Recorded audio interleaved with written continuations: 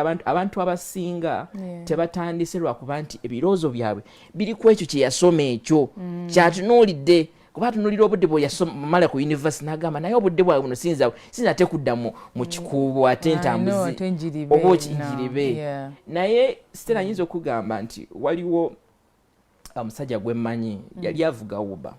naye nga yasoma degree oba okiraba so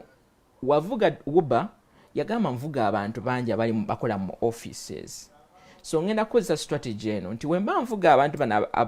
mu Uber njagala kubanga mbeera nabo conversations oba okiraba so continuously nga omuntu wa joininga amuintroducinga namugamba by the way nasoma kino oba okiraba naavuga Uber so mu kaseera katono kyamuyamba nti yakonekera namugamba wasoma bintu bya IT tulinayo ko opportunity olaba omuntu weyepositioninga era nawe wobeera ku mulimo gwo niba bangi tubalabye ng'omulaba alina kyekozesaako oba atunda boutique oba runninga eyo vlog oba ali online digital marketing era n'agamba nasoma bino oba okiraba nogenda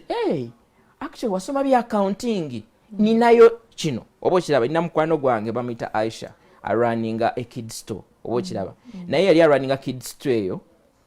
nangamba njagala kati kunoonya bintu bya accounting nemugamba naye Aisha eno kid store gy'orunninga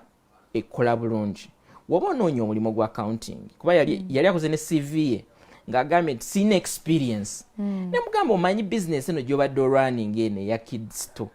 obadde olina experience gy'ofunamu experience yenyi gy'oba oteeka ku CV wali eri obadde accountant wa kid store yo so teekako ebintu ebyo ku CV ogambe obadde osoloza ssente obadde ozibankinga obadde ozireconcilinga ebintu ebyo togenda mu interview ogambe nti ze sirina experience babuze olina kye wakolako sirina experience so omuntu yenna ayagala okwetandikirawo ekintu kyonna kyagala okwetandikirawo manya nti noba nti ekiruubirirwa kyo kyakufuna mulimu omulala kino kitugenda otandikirako egenda kubeera mpaji ngawo naabuzire kya journalism woba otandise okubeera ng'okola stories zino noba okola vlogs ezo omuntu ajja kulaba interview yagambe naye gwe okolera TV ki ogenda ogiraba oti nga bagamba wano waliwo ekifo osobola waliwo omuvubuka asoma amawulire ku TikTok olabira nogamba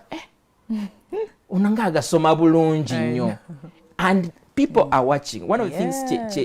accepting nga bwogambye tuli mu kiseera kya mutimbagano you do not know who is watching oba okiraba waliyo omuntu yajja okuwatching agambe Sam